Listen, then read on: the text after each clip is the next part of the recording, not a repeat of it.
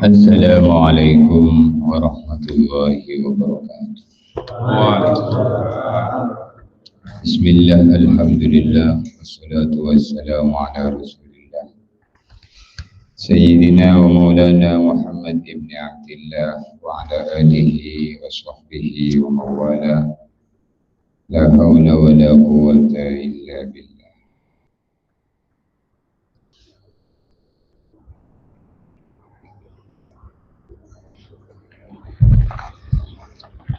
Rabbi shrah li sadri wa yassir li amri wahlul 'uqdatam min lisani yafqahu qawli, amma ba'd.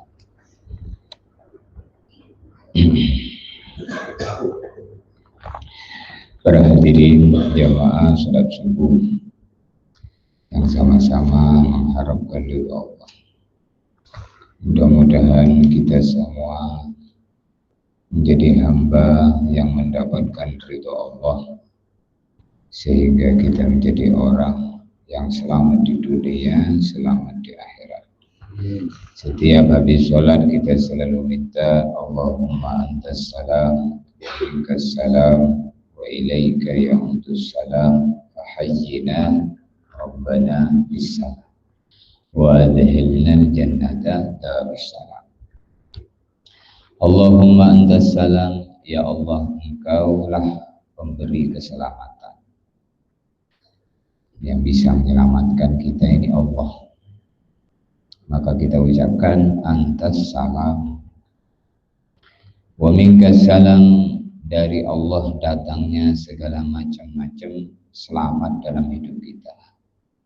Selamat urusan agama, selamat urusan hidup, selamat urusan ngabisi umur, selamat urusan mencari rezeki. Ini dari Allah. Makna dari Allah kalau ditolong oleh Allah. Amin. Di sini ini bagian daripada makna bahwasanya selamat itu karena ditolong oleh Allah, diselamatkan oleh Allah. Maka di dunia hidup minta selamat, wa ilaika ya'udus salam, dan ketika kembali kepada Allah Subhanahu wa ta'ala, bagaimana kita kembali dalam keadaan selamat. Wa ilaika, kepadamu ya Allah, ya'udus salam, akan kembali dengan selamat. Kembali dengan selamat itu maksudnya mati dalam keadaan dosa-dosanya diampuni. Ada 3 orang suku Quraisy telah datang di Ka'bah, ibadah di sana. Setelah itu kemudian mereka berkumpul dan berdoa masing-masing. Satu dari mereka berdoa, ya Allah, jangan engkau matikan saya sebelum saya menjadi orang sukses, jadi pemimpin, jadi orang terhormat. Kemudian yang kedua, dia berdoa, ya Allah, jangan engkau matikan saya sebelum saya jadi orang kaya, banyak duit.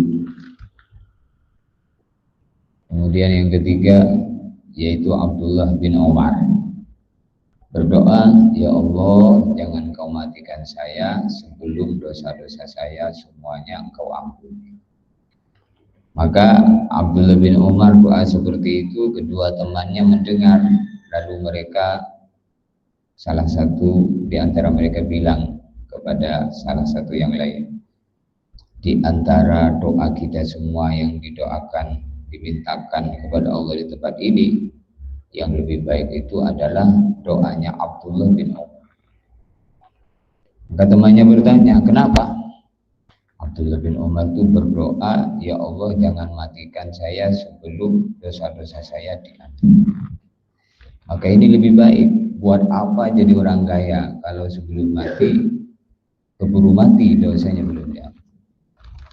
Buat apa jadi pemimpin, jadi presiden, jadi gubernur, jadi orang terhormat, mati dosanya belum diampuni? Tapi kalau sebelum mati seluruh dosa diampuni, jadi orang kaya selamat, jadi orang miskin selamat, jadi rakyat selamat, jadi pemimpin selamat. Wa ilaika ya'udus salam. Fahayyina rabbana bisalam, maka ya Allah hidupkan kami di dunia ini dalam keadaan selamat. Hidup selamat itu hidup bisa menjalankan perintah Allah. Tandanya orang selamat itu kalau hidup di dunia ini ditolong oleh Allah untuk menjalankan perintah, menjauhi larangan. Maka kita disyukuri walaupun kadang di antara kita banyak masalah, tapi selama masih bisa sholat 5 waktu, seluruh masalah dikumpulkan jadi satu, seluruh susah dikumpulkan jadi satu, dibanding musibah tidak sholat sekali, tidak sholat subuh misalnya sekali, itu lebih besar musibah tidak sholat. Seluruh kemiskinan, seluruh kesusahan, seluruh musibah dikumpulkan jadi satu dibanding dengan musibah tidak bisa sholat sekali. Itu lebih besar musibah tidak sholat sekali. Apalagi tidak sholat 2 kali, apalagi tidak sholatnya 3 kali, bahkan 5 kali. Subuh, zuhur, asar, maghrib, isya, subuh, subuh, zuhur, asar, maghrib, isya, subuh. Gak pernah sholat, hari-hari gak ada sholat. Maka kita ini menjadi orang yang sholat 5 waktu, walaupun belum sholat berjamaah di masjid, masih sholat di rumah. Yang penting 5 waktu itu ada, ini kita ini tanda ahli surga. Apalagi bisa sholat berjamaah di masjid. Sholatul rajuli ma'al jama'ati khairun min sholatihi fi baitihi arba'ina sholatan munfaridah. Sholatnya seseorang berjamaah sekali di masjid ini lebih baik daripada sholatnya seseorang 40 kali di rumah, sholatnya sendiri-sendiri. Maka kondisi-kondisi seperti ini diberikan Allah kepada kita sebagai bentuk kasih sayang Allah kepada kita. Kalau Allah itu sayang, bentuk dan tanda bukti Allah sayang itu bukan karena kasih duit yang banyak. Seandainya tanda kesuksesan itu uang yang banyak, mestinya korun itu paling bahagia. Maka kita tengok ternyata orang-orang itu semakin banyak duitnya semakin kurang. Kenapa orang sampai korupsi sampai 270 sekian triliun gitu. Bahkan 1 triliun untuk kita saja dimakan 7 keturunan tidak habis. Ini korupsinya 270 sekian triliun. Kurang terus. Itulah dunia yang tidak akan membuat seseorang berhenti ingin, melainkan kalau sudah ditimbun tanah lalu dia tidak pengen. Maka bersyukur orang yang keinginan ingin nambahnya itu ingin nambah amal. Sudah sholat tahajud pengen nambah lagi, tidak henti-hentinya kurang dengan amal-amal yang menjadi bekal, hakikat bekal dia di akhir. Maka sifatnya orang beriman itu 2. Muqanni'un lid-dunya hirsun lil-akhirah. Muqanni'un lid-dunya, qanaah dengan nikmat dunia. Qanaah itu menerima apa yang menjadi keputusan Allah untuk dirinya. Diputus kaya syukur, diputus miskin sabar. Diputus jadi laki-laki tidak pengen jadi perempuan, diputus perempuan tidak pengen jadi laki-laki. Tahu dengan kondisi dirinya, nengok, oh saya jadi orang kaya, berarti saya disyukur. Oh saya dikasih lebih, berarti harus nengok kanan kiri tetangga saya. Mungkin ada yang 3 hari sudah nggak makan. Maka Nabi SAW beliau mengatakan, laisal mu'min billadhi yashba' wajaruhu jabi'un ala jabe. Bukan orang iman yang dia itu kenyang sedangkan tetangganya lapar. Kita ini makhluk sosial, bergaul, berkumpul, selalu membutuhkan orang lain. Dan nggak bisa menyendiri, selalu membutuhkan orang.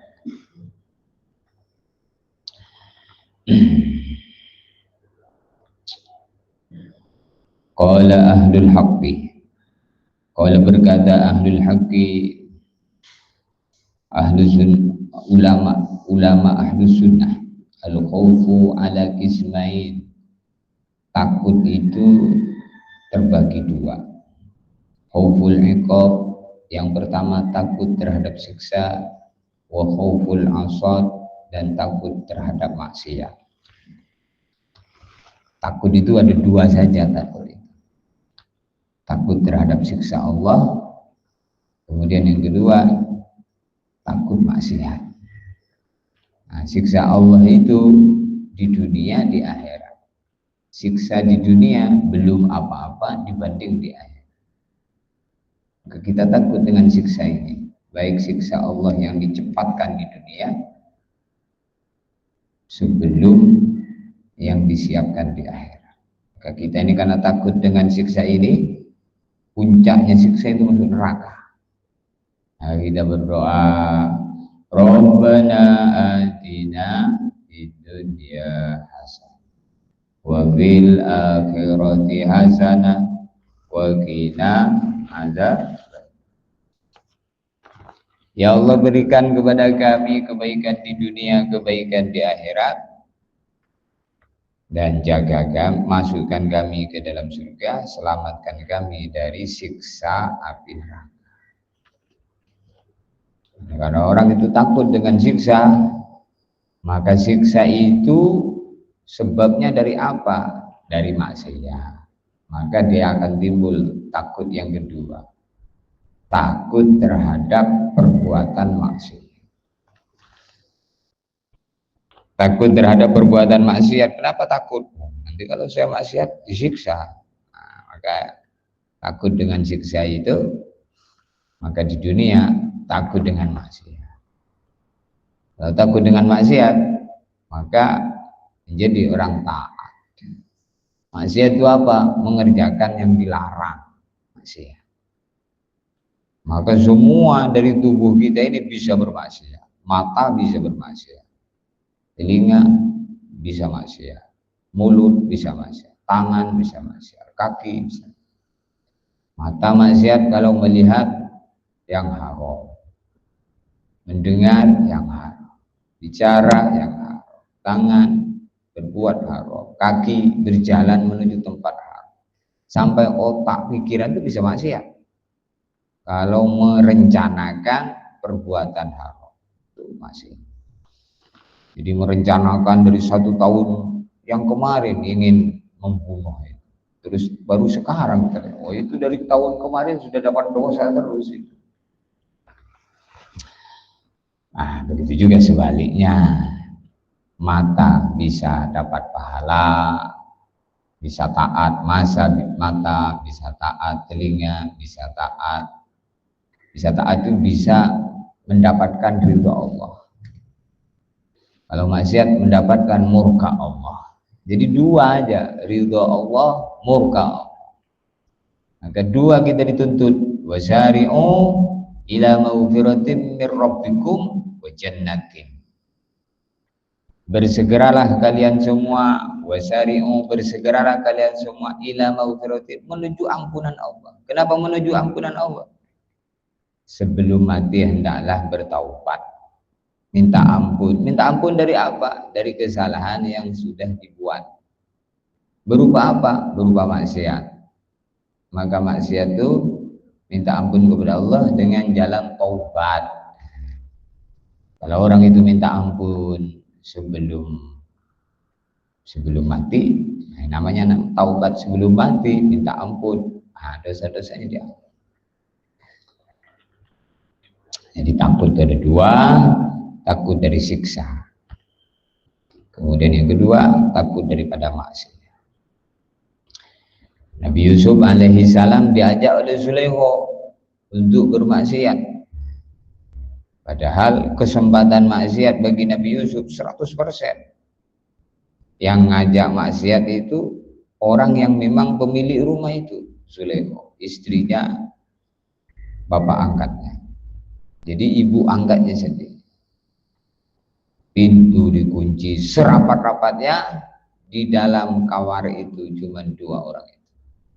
Maka Zulaikha mengatakan, qalat haitalat. Zulaikha mengatakan, kemari kamu. Maka Nabi Yusuf mengatakan, ma'adallah, inni akhafu rabbal alamin. Ma'adallah, inni akhafu Allah rabbal alamin. Saya takut kepada Allah. Jadi takut kepada Allah itu akan lari dari apa yang mendatangkan murka. Dan orang takut itu bukan karena dia mau takut, dibuat takut oleh Allah. Kalau nggak dibuat takut oleh Allah berani. Maka kadang kita giling-giling kepala, terheran-heran dengan orang yang berani terhadap perkara-perkara yang maksiat. Maka tidak ada musibah yang lebih besar melebihi maksiat kepada Allah. Dan tidak ada nikmat yang lebih besar melebihi taat kepada Allah. Itu diomong oleh guru saya, almarhum Zairan, pada setiap khutbah itu. Para hadirin sidang Jumat yang dimuliakan Allah, ketahuilah sesungguhnya tidak ada nikmat yang lebih besar melebihi hidup taat kepada Allah. Dan tidak ada musibah yang lebih besar melebihi hidup maksiat kepada Allah. Karena sesungguhnya orang yang hidupnya dalam keadaan taat kepada Allah, sesungguhnya dia sedang menunggu nikmat Allah, surga Allah. Dan orang yang bermaksiat kepada Allah, sesungguhnya dia itu kehidupannya kehidupan yang sangat mengerikan. Karena hidupnya nunggu azab Allah. Maka kondisi-kondisi yang baik itu dari Allah, kita syukuri. Min huwa ilaihi, dari Allah dan kepada Allah tempat kita kembali. Setiap kita bangun tidur, suruh syukur, dihidupkan lagi. Padahal tadinya sudah mati. Habis Isya mulai jam 9 mati. Mati itu tidak ingat apa-apa. Karena tidur itu saudaranya mati. Makanya kalau tidur suruh ingat mati. Bismika Allahumma ahya wa bismika amut. Dengan nyebut namamu ya Allah saya hidup, dan dengan nyebut namamu ya Allah saya mati. Nah, jadi hidup dan mati itu harus dimulai dengan nyebut nama Allah. Biar hidupnya barokah, matinya pun juga baik. Kalau mati nyebut nama Allah, hidup nyebut nama Allah, maka bismillahirrahmanirrahim itu permulaan dari segala aktivitas. Aktivitas apa saja mulai dengan bismillah, ditutup dengan alhamdulillah. Dua perkara, mulai dengan bismillah, tutup dengan alhamdulillah, maka segala apa yang dikerjakan dimulai dengan bismillah mendatangkan ridha Allah, ditutup dengan alhamdulillah, maka segala aktivitas menjadikan pahala. Masya Allah. Maka Iqra bismi rabbikal ladzi khalaq, itu ayat pertama yang diturunkan Allah kepada kanjeng Nabi Muhammad. Iqra bismi rabbikal ladzi khalaq, bacalah dengan menyebut nama yang menciptakan makhluk. Siapa yang menciptakan makhluk? Allah. Bacalah dengan menyebut nama Allah. Makna bacalah itu semua kita bisa membaca. Melihat langit, bismillah, ingat Allah. Allahu Akbar, Masya Allah. Langit Allah ciptakan. Lihat bumi, ingat Allah. Lihat ke utara, ke barat, utara, selatan, timur, barat, ingat Allah. Sakit, ingat Allah. Sehat, ingat Allah. Lagi miskin, tidak punya apa-apa, ingat Allah. Lagi puncak-puncaknya kejayaan, ingat Allah. Ini orang ingat Allah, keadaan apa saja menjadi orang yang selamat. Maka baginda Nabi mengatakan, ajaban li amril mu'min, sungguh mengagumkan aktivitas orang yang beriman kepada Allah. Anna amrohu kullahu lahu khair, segala aktivitasnya semua menjadi amal yang baik, menjadi kebaikan. Orang iman itu duduknya pahala, tegaknya pahala, berjalannya pahala. menuju ke mana tempat dapat pahala, karena tempat yang dituju itu dia yakinnya datangkan ridho Allah. Kalau nggak datangkan ridho Allah, buat apa saya pergi ke sana? Begitu dia. Saya mau kemana ini? Oh, saya mau ke pasar mencari nafkah. Ini perintah Allah. Saya mau kemana? Mau toko, mau ke sawah, mau ke kemana? Saya mau ngojek, saya mau jualan. Nah, ini luruskan ya. Datangkan pahala. Orang iman tuh masuk WC dapat pahala, kentut pun dapat pahala orang beriman. Kenapa? Karena merasa nikmat, dikasih nikmat oleh Allah. Maka kentut dia bilang, alhamdulillah bisa kentut.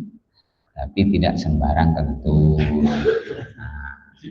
Nah, kentut itu bagian daripada nikmat. Kalau orang nggak bisa kentut, kembung perutnya, harus dioperasi, suruh bayar 50 juta sanggup.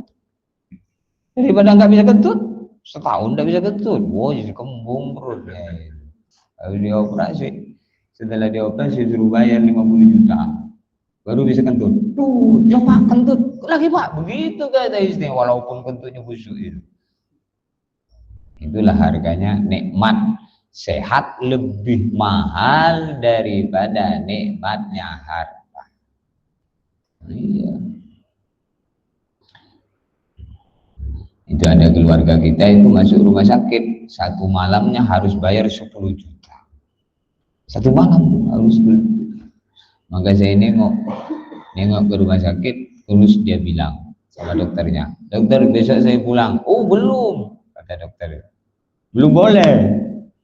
Ah, nggak ada yang bayarin ini mahal. Ah, belum sembuh.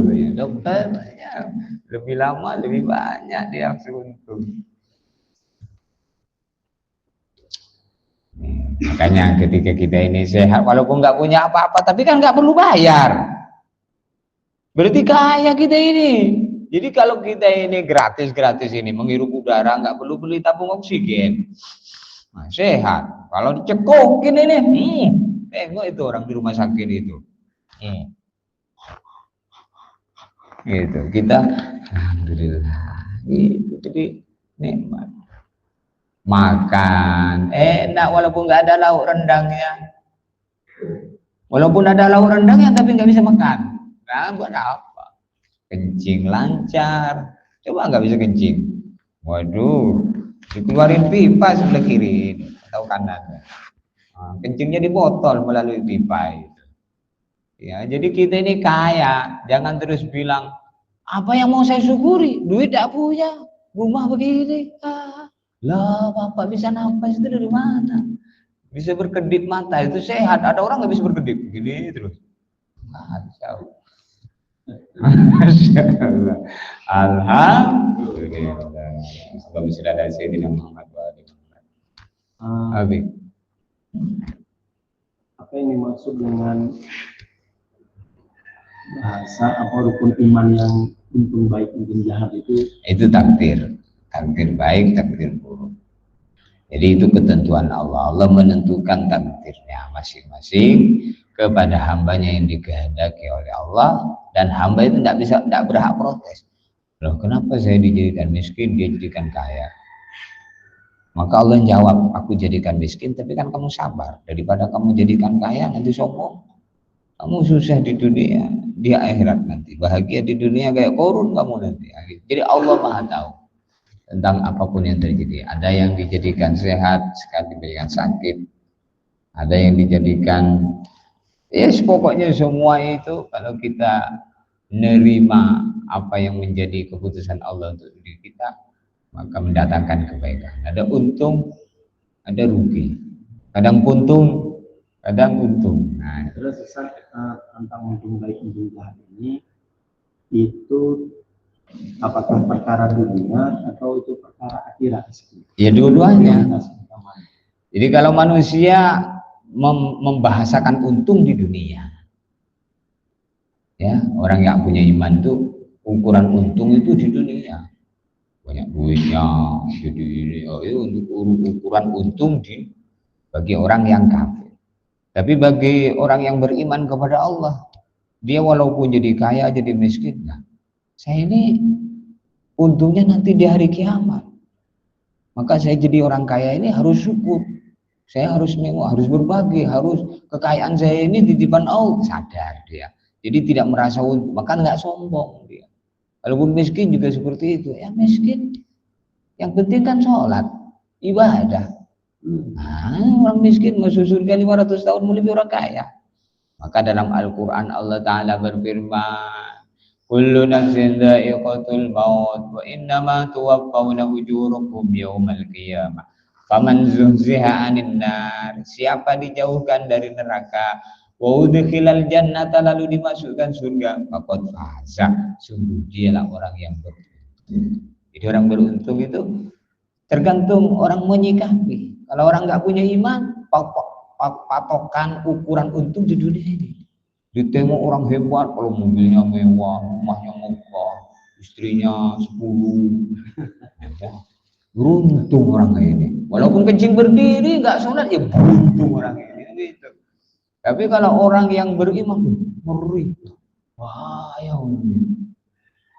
Nggak taat sama Allah baik. Tapi kan dia ini duitnya banyak. Walaupun duitnya banyak, kalau nggak taat sama Allah, 60-70 tahun, 100 tahun sudah nggak bisa nikmati kekayaannya. Maka kita ini harus pinter. Untung kita itu untung yang sebenarnya, untung nanti di akhir. Makanya ada kematian, pasti mati di sanalah gerbang awal daripada kesuksesan seseorang. Sukses itu kalau mati dalam keadaan husnul khotimah. Itu yang kita harapkan. Maka ngaji-ngaji seperti ini supaya kita mati dalam keadaan husnul khotimah. Karena kalau kita ini punya amal yang istiqomah per bulan, per hari sholat 5 waktu. Maka kita ini sholat 5 waktu istiqomah, harapannya mati dalam keadaan sholat. Dan sedang nunggu sholat. Habis subuh sedang nunggu zuhur. Kalau tidak, habis zuhur sedang nunggu asar. Gitu tuh. Maka matinya husnul khotimah. Dihitung ngaji terus kalau punya majelis ilmu yang dia rutini. Kalau tidak setiap hari, setiap minggu. Setiap minggu, setiap bulan. Kita ini ngaji setiap minggu, maka habis Senin, nunggu Senin depan bisa ngaji. Ternyata besok mati, maka dihitung ngaji terus sampai hari kiamat. Mamata marobito, ujri amalu ila yaumil qiyamah.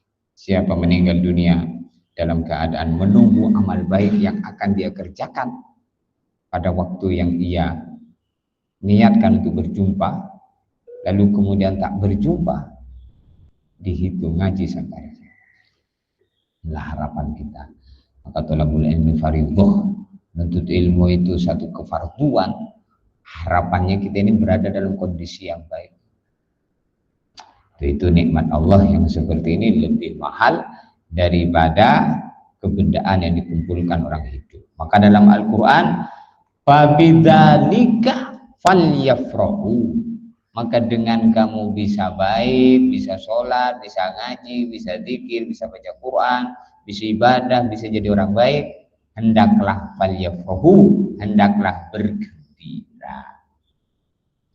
Huwa khairum mimma yajma'un, sebab nikmat yang seperti itu yang seharusnya kamu gembira tadi, nikmat bisa sholat berjamaah, nikmat bisa ibadah, bisa taat, itu nikmat lebih baik daripada khairum mimma yajma'un, daripada kebendaan yang dikumpulkan oleh orang yang hidup di dunia ini, yang setiap hari mengumpulkan yang banyak, bukan mengumpulkannya sedikit. Setiap hari gajinya 1 triliun, 1 triliun setiap hari, terus 1 triliun setiap hari, tapi gak sholat.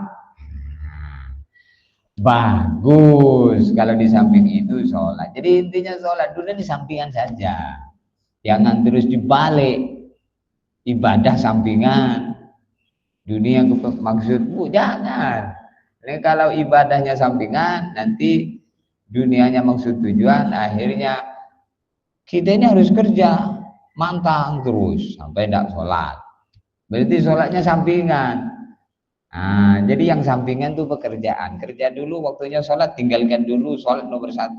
Habis itu kalau masih mau lembur lanjutkan lagi. Nah, sampingan. Orang itu kebanyakan itu yang sampingan itu ibadahnya. Sampingan itu ibadahnya, akhirnya lupa sholat, kesibukan.